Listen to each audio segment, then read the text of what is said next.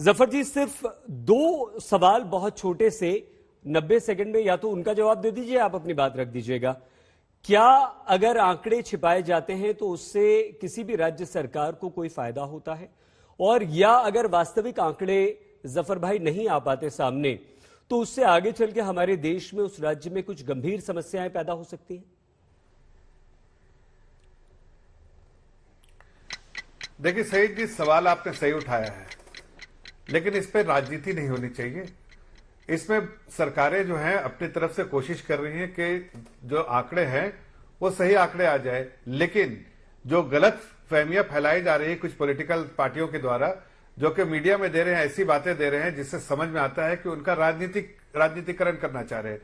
एक आईसीएमआर ने एक मेथोडोलॉजी दिया है, ministry of health and welfare जो है उसने एक मेथोडोलॉजी, जो ओवरऑल कैसे जो है उसकी मॉनिटरिंग करनी चाहिए, कैसे लिस्ट में नाम आनी चाहिए, सारी चीजें एकदम बिल्कुल डिस्ट्रिक्ट लेवल पे है।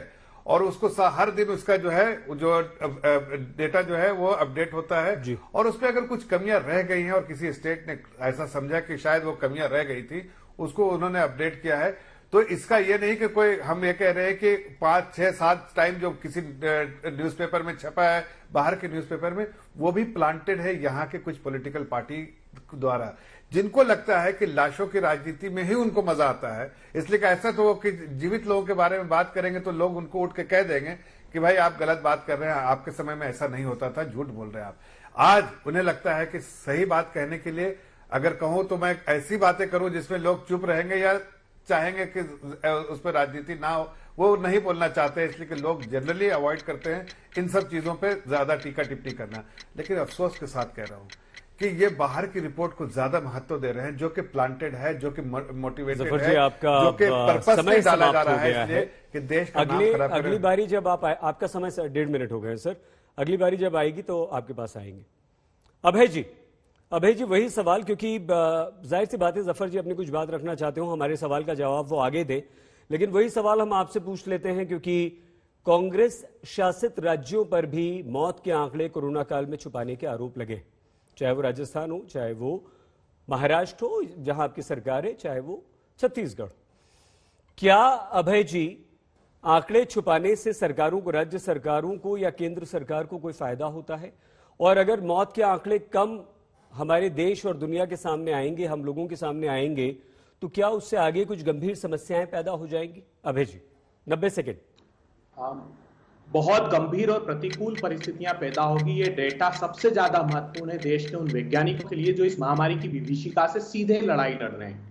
मैं विदेशों की बात नहीं करता, हमारे देश के साइंटिस्ट हैं शिवनारायण जी जो CSIR दिल्ली से हैं, प्रोफेसर प्रशांत गोस्वामी हैं जो IFSA बेंगलुरु से हैं, उनका लैंसेट में एक पब्लिकेशन अभी आया है, उसको पढ़ लीजिए। उन्होंने कहा है कि विश्व भर में जो टेस्ट जितना हुआ है उसके प्रतिशत में डेथ रेट 2% है। हिंदुस्तान का आश्चर्यजनक रूप से 1.2% के आसपास है, जो गंभीर सवाल खड़े करता है।